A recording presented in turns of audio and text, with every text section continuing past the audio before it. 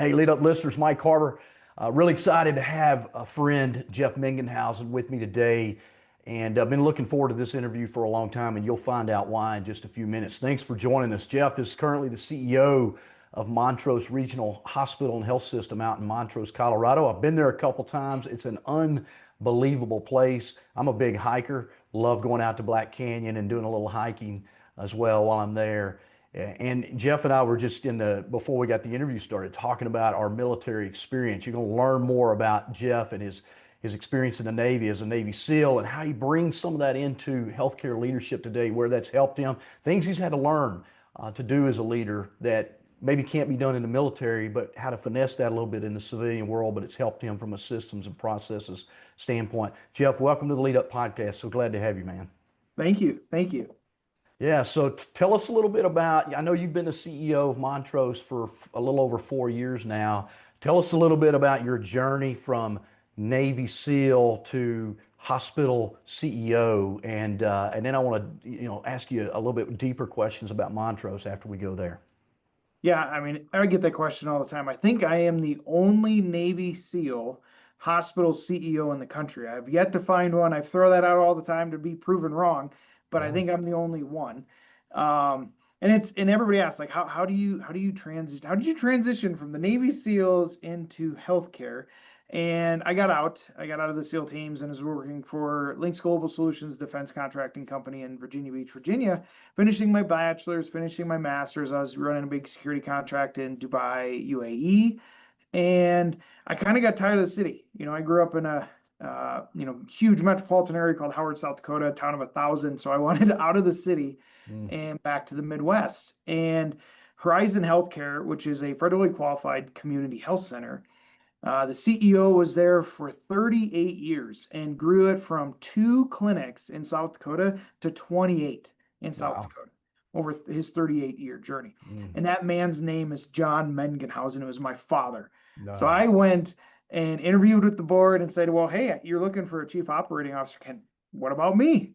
And interviewed, and I was the chief operating officer for Horizon Healthcare for about 4 to 5 years, and that's Mm. where I cut my teeth into healthcare and kind of learned from him. And yes, I was probably heir apparent and was going to do that. But when you move your wife, who's originally from Georgia, Mm. we're living in Virginia Beach on the beach for 8 years, and then you move her to a small town where it snows and it's cold. It's kind of a culture shock. So we moved on and moved out west to South Dakota, and then kind of just bounced around and then ended up here.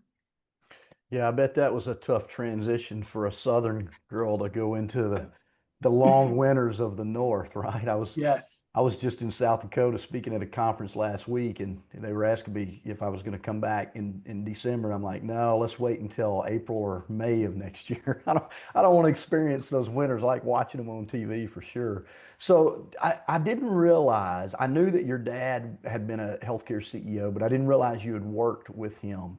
Tell me a little bit about that experience. What was that like, and kind of learning the ropes from him on the leadership side of healthcare?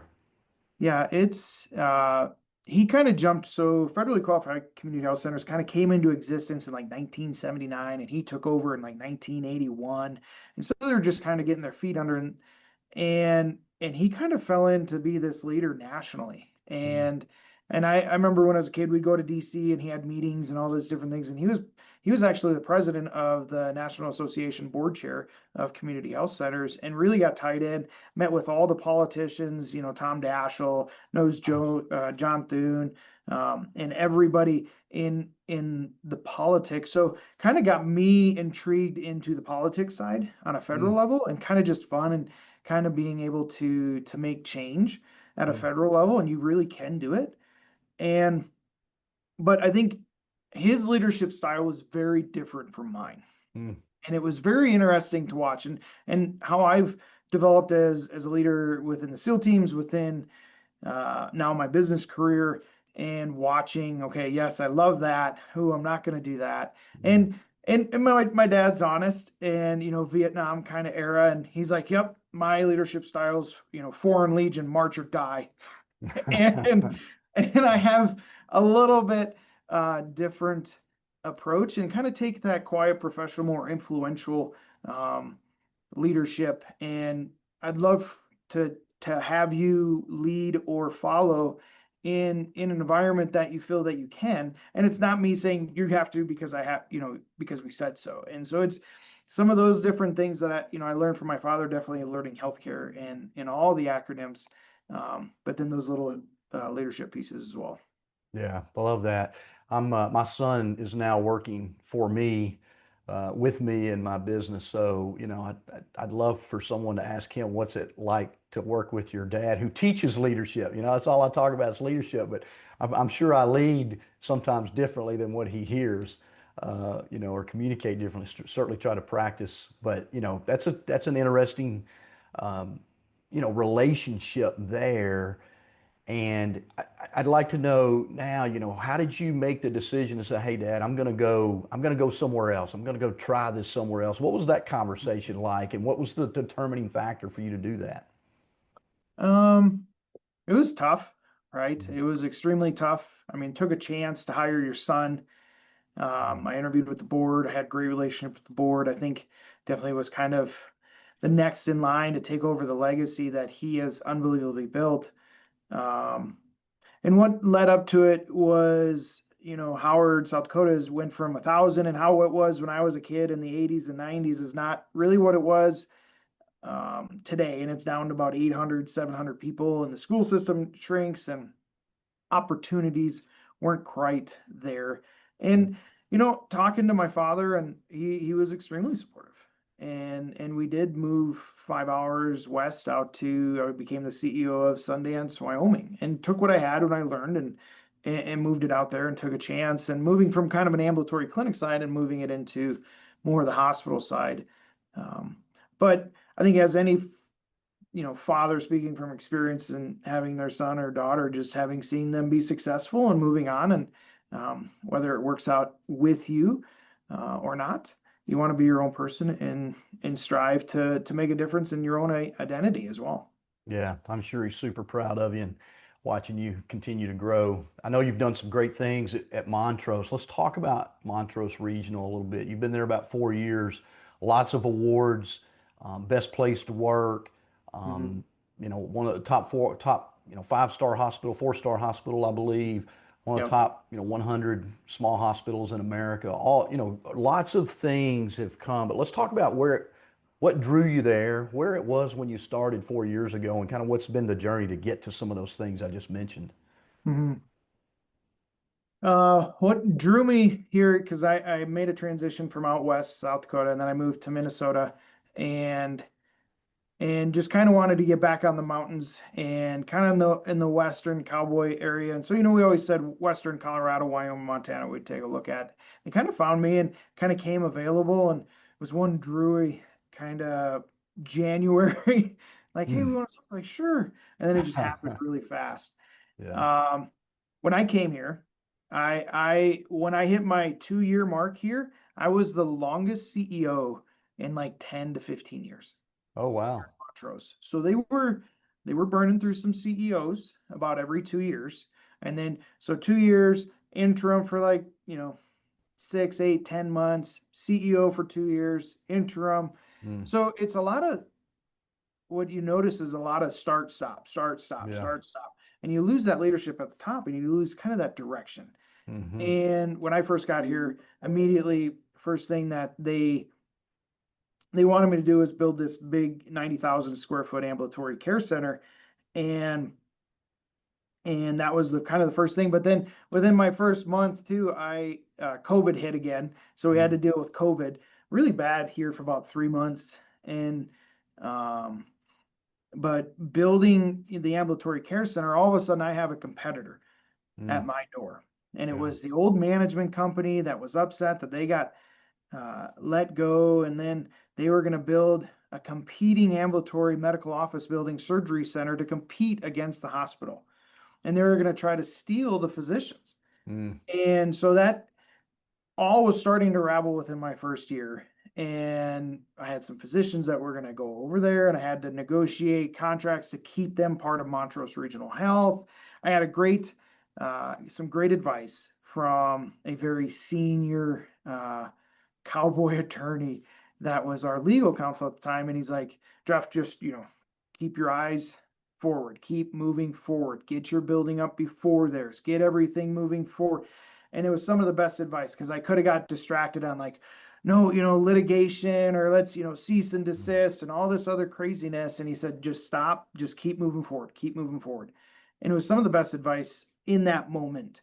And we powered through that. And now actually there's a 2-story empty medical office building that has no core and shell, and they actually stopped construction. And now we are extremely successful with a beautiful 90,000 square foot building. On top of that, I think it's just growth, right? We've added and it's tough in rural communities, but you have to grow, and you have to kind of get the engine moving. And one thing I did immediately when I got here was open up clinic access. People get focused on follow-up patients, but no, you actually have to, what we implemented was the third next available new patient has to be done in 2 weeks, has to get in. We're in the generation of now. Everybody has Google and has everything on their phone. They want to be seen now. If you saw your primary care doctor and they said you might have the big C word, cancer, and you call our San Juan Cancer Center and say, yeah, well, we can get you in to see a doctor about 6 to 8 weeks. What are you thinking? Yeah. Like, oh, hell no. I'm driving to Grand Junction. Right. I'm driving to Denver, right? Because it's scary. Yeah. So we open up access. You call our cancer center, you can get in 1 to 3 days. And so that is starting to drive and reset everybody's mindset. And it's like, wow, we are really understaffed. And over the last 4 years, we've added probably 120 different physicians and APPs to help with that growth. We've started new service lines, spine and pain. We started GI just in January with 2 unbelievable GI docs. And in the first 3 months, we had 700 new patients. Within 4 months, we had 1,000. Wow. And so it's really pushing the growth and kind of getting the engine moving. Yeah, and you capture that market, right, from out migrating to other places. Because the reality is, people do want care at home. They don't want to get in the car and drive an hour, 2 hours, 4 hours to see that specialty care if they don't have to. So I love that philosophy. I love the cowboy advice you got. It sounds like a little bit of warrior ethos there, right? Stay focused, stay on point, stay on mission. So how did that kind of that Navy SEAL training kick in when you had this competitor kind of trying to destroy what you were brought there to build? Where did that training come in to stay on point? If you look at the Navy SEAL ethos, and it has in the last sentence, there's about 4 words: I will not fail. And it has different, if you break it down, and be ready to follow, be ready to lead at any time, and continue to adapt and change, and not just put my head down like, oh, what are we going to do? What can I do? And no, you start strategizing. I just call it a big game. It's like chess. But you have to drive forward. And I think it's that mentality is like, nope, we're going to do this and we're going to get it done, and we're going to keep moving forward. It's a 20-mile march. If you're sprinting, you're going to burn out. But if you just every day, and it's the small incremental changes that grow into be greatness. It's not big changes. It's just that consistency and driving for that vision, right? And I will not fail. And you continuing to adapt. If you get hit and you fall on a knee and you got to pick yourself up, okay, I'm now going left and I'm going to go this way. Let's try this. And you just keep moving forward. And you know how many times when I got it started with just the building, and I was new, I was the new guy, like, oh yeah, And you're going to leave in 2 years anyway, right? Yeah, you're going to leave in 2 years, right? And we've heard this before that, yep, you're going to build this medical office building. I'm like, nope, no, why? We're going to do it. He's like, okay, yeah, sure. And then when we passed it by the board and made the public announcement, we're moving forward, that I had the next 2 weeks, my phone was ringing off the hook from all these doctors and people. Well, I'm like, I told you you could be part of the design team. And it's like, well, we didn't think it was actually going to happen. And you just keep pushing it forward. And that's where you stand by what you say, and actually get it done Mm. and move things forward, man, you gain so much respect. And you just and it just kind of keeps moving and it builds that excitement. Yeah. I love that. Sounds simple. It's hard for a lot of people though, right? To be committed to stand firm in the face of the fire, the battle, the competition there. What kind of transition have you had to make from, being that Navy SEAL to maybe finessing? I always say I was in the military. I'm a very aggressive, assertive guy, and it worked well when I have rank on my shoulder, right? But we can't lead that way really in the civilian world or in healthcare. There's a lot more compassion that has to go into that, a lot more empathy that has to go into that. So talk about the transitions you had to make from a mindset and psyche standpoint to become the leader that could work in the healthcare world versus the military world. Oh, it was a thing. I Hmm. mean, uh it's very different. I mean, when I was in the SEAL teams, you have the best of the best, you have the most competitive guys, and Yeah. myself included. And in our love language is just making fun of each other and giving each other a hard time, but then being right there calling them brother at the same time. And it was just you cuss like a sailor and and that is who you are. And when you Mhm. transition to healthcare, which you have to think is caregivers, Yeah. right? You're dealing with caregivers. People who join healthcare are wanting to help other people. That Hmm. is why you join healthcare. That is kind of your internal instinct. I want to help other people. And being a nurse or being a doctor or being surgeon, I'm helping other people. And Hmm. so it's definitely a mindset and in how you approach it. And I'll be honest, I've had every kind of CEO job. After you get the job, you kind of talk about the interview, like, oh, how did I do? How this? And me being a Navy SEAL actually hurts me Mm. because they think, well, he's a Navy SEAL. He's gonna come in here with a drill sergeant attitude, do what Yeah. I say. And then they meet me and it's like, no, I'm more of the quiet professional and I Hmm. can be more quiet and let me get things done. And I don't need to, I never raise my voice. I had a mentor tell me he was a Marine Corps colonel and he got into the banking world and he was very, very elegant, very nice, Mm. great guy.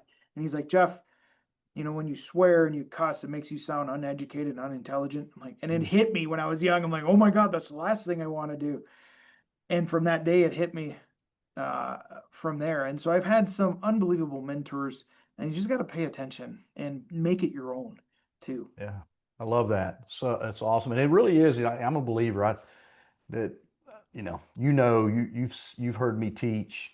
You've got a copy of my book. I'm a tactical guy, um, and I believe in that process. Just kind of make it happen. But there's also kind of the relational side of it, and I'm a believer that 90% of leadership's between our ears. It begins there. We can know all the systems, processes, those kind of things, but what's between our ears? What are we thinking about people, right? What are we thinking about the mission?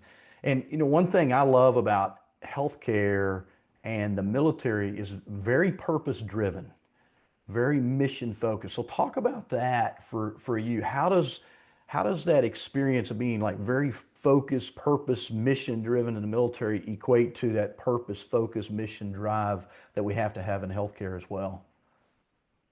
It's funny. I've been dealing with it. I'm still dealing with it today. And we talk about the transition from SEALs to healthcare, and I'm a very competitive guy. So is every SEAL. You want to win, and I'm going to be better than you, and I'm going to beat Hmm. you on. And even I've taken so many personality exams, Mm. and competitiveness is up there because I love it. And and I was part of a system, big health system, and it hurt me. And I was kind of told it hurt me like, oh, I'm not competitive with you. I just know my numbers that my team's going to win. Like Yeah. if the goal's 10% increase in revenue, we're going to do 11. Mm. And and it kind of hurt me and it stifled me.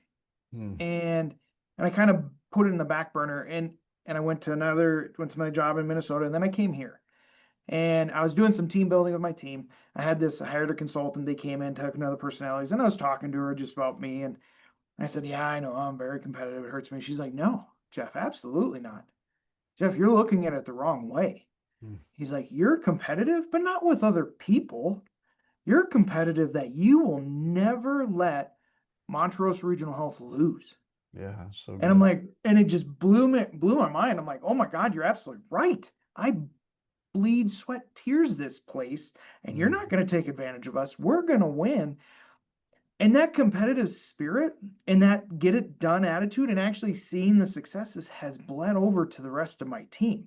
Mm. Even a year ago, for example, a year ago, we were updating our mission and vision. And the vision, was some long thing. Oh, we're going to provide healthcare. And I threw in there, I'm like, what if I put in there, like, we want to be the best in the Western Slope? And I was sitting with 40 of my leaders, senior leaders all the way down to directors. And we're sitting there, we're like kicking around. And I still remember it. And one of my leaders, directors said, Jeff, I like that one. We're going to be the best, but not in our region. We should be the best in the state of Colorado in Mm. what we do. And I'm like, oh my, and the room erupted. That's Like, awesome. yeah, that's what we're doing. And then the board was all into it now. And if you watch videos, and you can go on our Facebook page and look at just newscasts, look at other things that we're doing social media from down to caregivers, people are, no, our vision is to be the best. And Mm. what is that? It's not just us saying, what is the measure? What's the vision? Right. And it's, well, we're a 4-star hospital. Let's become a 5-star. Hey, what's it take to get to be a Leapfrog A hospital? Well, we're doing that too. Hey, we've been in the top 100 like for the last 10 years, the community hospitals. What's it take to be in the top 20? What can we Mm. do better? And we are sending, it's pretty funny. Now we've been doing it for 4 years. Even in the state of Colorado, people are like, what are you guys doing? And Mm-hmm. what it's done is this competitiveness and this goal and this vision has actually created energy within my team. And coming, Jeff, we found this out. We're going to fix this. This is actually make us better. I'm like, great, great. And we keep winning awards, which Yeah. is so fulfilling. And they see it and they feel it. And it's not me driving it more. It's now the team. I love that. Yeah. And look, everywhere I go, I just, I talk to leaders. Your people are going to follow your energy. If and your attitude, and if you're not motivated as a leader, don't expect others to be motivated, right? So again, that's bled over from you, your energy, your infectious attitude, your motivation is bled over. But let's talk about how long that really takes, because a lot of people want it tomorrow, right? I'm CEO today, I want it tomorrow. Let's talk about the transition from 10 CEOs in 10 years or whatever it was, or 5 CEOs over 10 years. And then you have this attitude when you come in, oh, he's just the next one that's going to leave, in 18 months or 2 years. So you're battling that. But talk about that, how you continue to drive this culture and attitude of excellence forward, despite those attitudes that may be out in the workforce that you lead. It takes a minute, right? If you want to change culture, you want to change culture with an organization, you want to change culture in your community, your church, wherever you want to be. It seriously, I hate to say, it takes 3 to 5 years Mm. because you have to kind of have the old guard or the old mindset have to leave, and then you have the new guard coming in and just new people, and it takes time, and you have to prove yourself through your own actions that no, this is who we are. This is what we stand for. Now, yes, Montrose Regional Health had a great base, and we're just taking it to the next level. Yeah. But it takes dedication. Now, people can be okay. You can be born okay. You can be born good. Like I was a good athlete, right? But Hmm. if you look at NFL and Major League Baseball teams, or even the SEAL teams, how do you become great? Does it just happen, or do you have to work at it?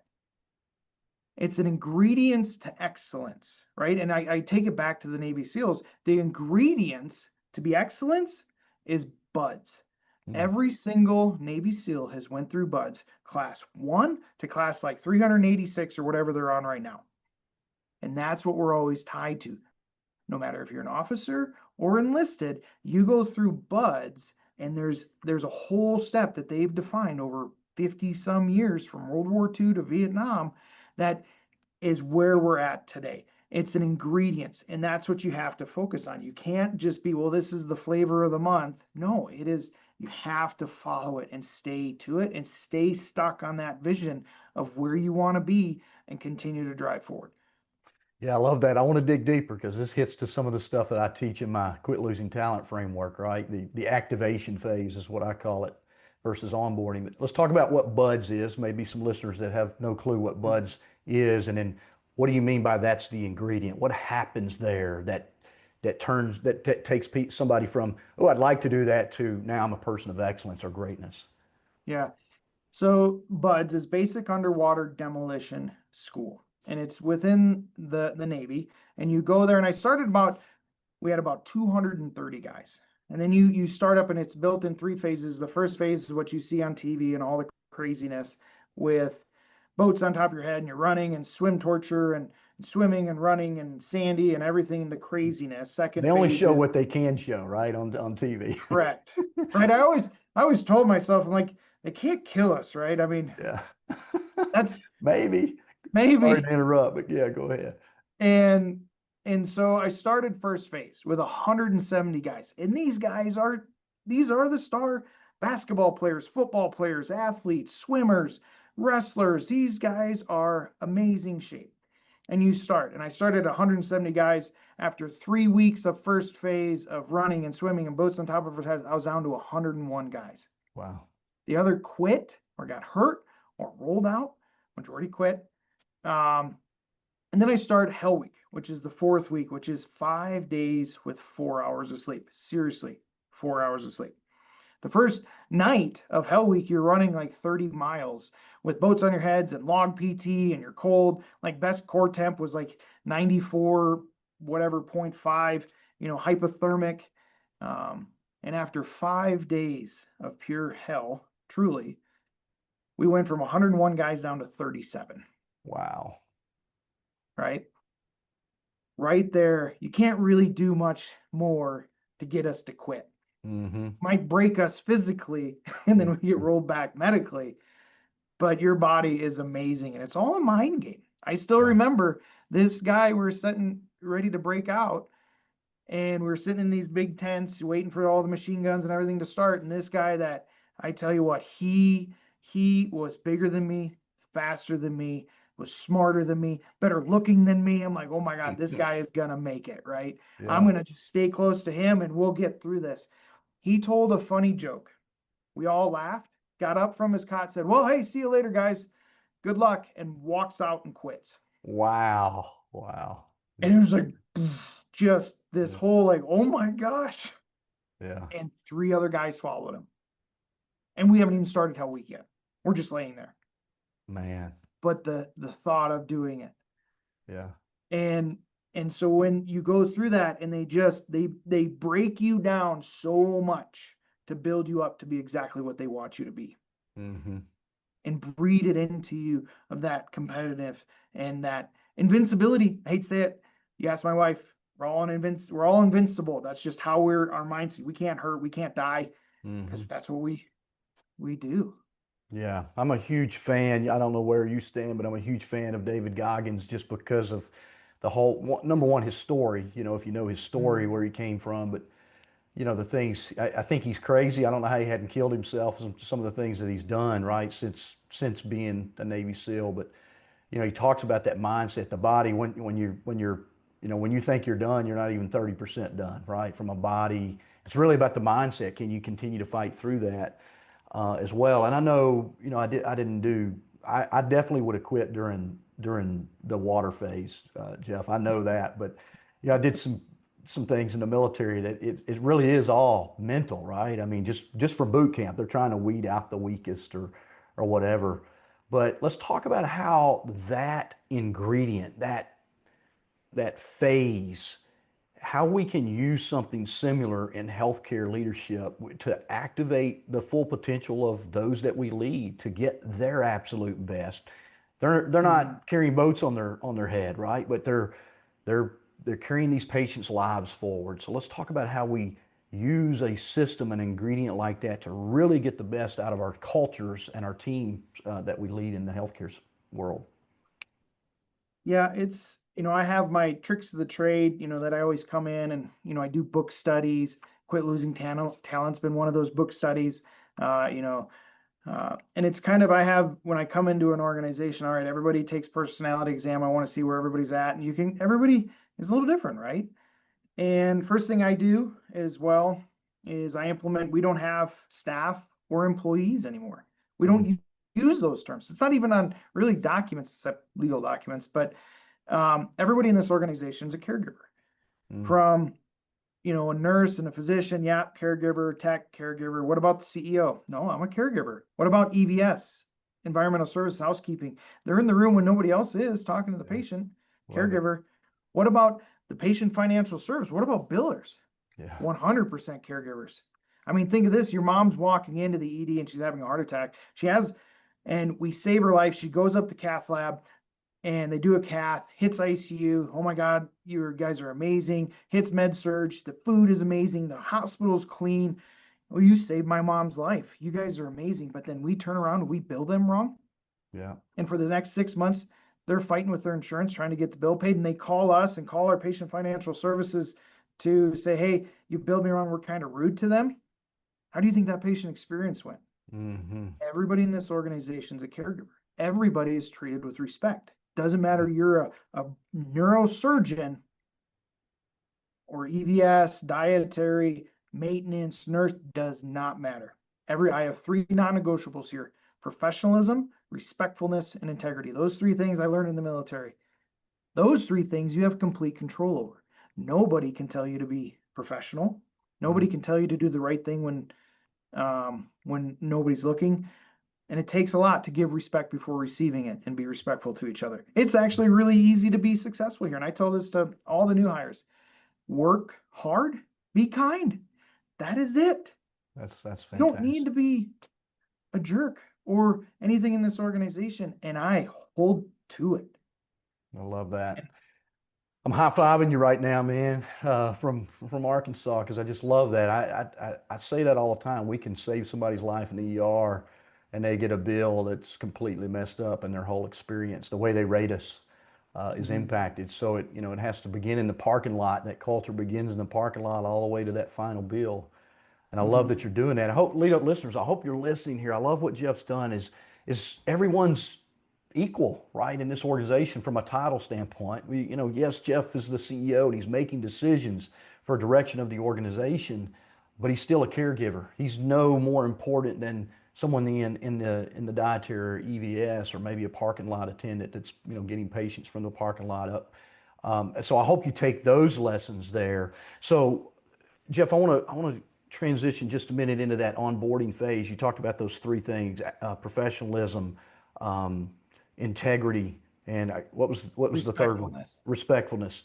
How do you take that and because you can give lip service to that in the onboarding phase, right? We talk about it in a new Mhm. hire, but how do we really take that and make that become a part of the way every employee thinks in every day and every action that they take? Yeah, I think it was really interesting. I hit kind of I reflect on where I've been and what things have went well and what things. It was about 2 years into it. Like when I first came here, they told me, well, there's a barrier between senior leadership and the director level. I'm like, I can fix that easy. And so we have every Monday morning we're having directors meetings. I'm very transparent, sending information out. Uh, but then about 2 years later, and I just kept on my directors. I'm like, guys, you have to push this information down. You have to round. You ask me to be open and transparent. I need you guys to be open and transparent to your managers, your Right. supervisors, and your leads, which then feeds all the way down to people who actually do the work, caregivers. That's right. That wasn't happening. And so what I've kind of did, I'm like, well, we're just going to bypass you then. And so I started pulling in all my supervisors from the CEO to senior leadership to VPs to directors to managers to supervisors to leads or any even maybe future leaders. We started putting on leadership development courses. And we've done like 5 in the last year to get us to that next step. You got to think of steps. It's not a hockey stick. You Yeah. have to take that step, let it incubate for about 6 months. What's your next step? What are you going to do next to take you to the next level? Don't think of it. Don't look at the mountain. Look at that next step, right? The 20-mile march, moving forward. And that's what hard wires. And you have to avoid what's the flavor of the month. Mm. And you have to back it up as a leader to do that. And if you're disrespectful, I don't care how much money you make here. I don't care how much revenue you bring in or how well if you don't fit into our culture, unfortunately, you can go fit in somewhere else. And I've been part of an organization where, I still think of it today. I'll be honest, is I was sitting with a whole group, and I was a big part of a system, and it actually turned me sour to the system, but had even some really bad things with a physician. And I was like, me and the president and chief human resource, medical staff, and all these people. And I said, okay, hold on. If a nurse did all this stuff, what would we do? Oh, they'd be gone.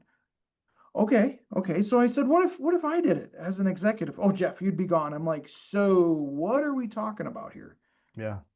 Jeff, stay in your lane. And that physician stayed. I'm like, nope. And from that day, that is not how this organization runs. And I'll tell you that it goes all the way down, and actually other physicians like, wow, that's impressive, because I will sacrifice revenue for culture. Yeah. This is the Well, long run. Culture will win. yeah, it's so important. I love that. It's so important because if you don't, eventually it impacts your revenue, right? Because the culture, you're going to have turnover issues, you're going to have lack of productivity issues, you're going to have, excellence issues and mistakes, and I don't know, healthcare is still one of the number one killers in America, from healthcare mistakes and things, and so that all starts, with the culture that we breed within the organization. So I love what you're doing. Let's talk just a minute about retention and turnover, because obviously that's a huge topic in the healthcare world. How do we retain our best? How do we recruit top talent? Not just any talent, not warm bodies, but how do we recruit? So what are some things you and your team are doing at Montrose to be able to keep the best, not monetarily, but some things that you're doing other than money? And Mm-hmm. then what are you doing to attract top talent because you're in a rural space, right? You're not, I don't know, you're an hour from I-70, I believe. So it's not like Yep. really easy to get to you. No, we're in a very rural area. We're in a very beautiful area. I mean, that helps, but Hmm. it's actually pretty expensive. It's getting to be more expensive. We're not an Aspen or a Telluride or a Vale, but we're on the edges. So it makes it a little difficult. Hmm. But really, it goes back to we're reaping some of the benefits of having the winning strategy, because people, they don't want to, if you heard what is the base level of the pyramid of job satisfaction, it's job security. Hmm. So if your hospital is like kind of teetering on the edge, that might file bankruptcy, or you might have to join a system, what if your hospital's winning and you want to be part of that winning team? What I've been arguing, I've been kind of pushing my healthcare industry partners is like, guys, we got to stop, I hate to say it, bitching and complaining. Like, what are we doing? Because all the legislators and all the people, all we do is whine about how we're getting taken advantage of. We don't get paid enough. We don't have, like, stop. Just adapt and move and change Amen. and win and start getting those wins, and that will attract people. Now, internally, more than pay, right? You have to figure it out. And it's leadership rounding. It's all based around leaders. It really is. And when I hit the director wall, the directors aren't working with the 80 nurses on med surge. It's the managers and supervisors and leads, but I'm pouring more energy in directors. I'm like, so I switched it. I'm starting to pour more energy in these supervisors and leads and managers. And all of a sudden, magic's starting to happen, because they Hmm. were never actually trained on how to have those crucial conversations, how to have leadership rounding, how to have retention conversations. What don't they like? And keeping that there. What I'll be honest, what we're struggling with right this second is the first year turnover. So our orientation, we've revamped it like 8 times. It's fun.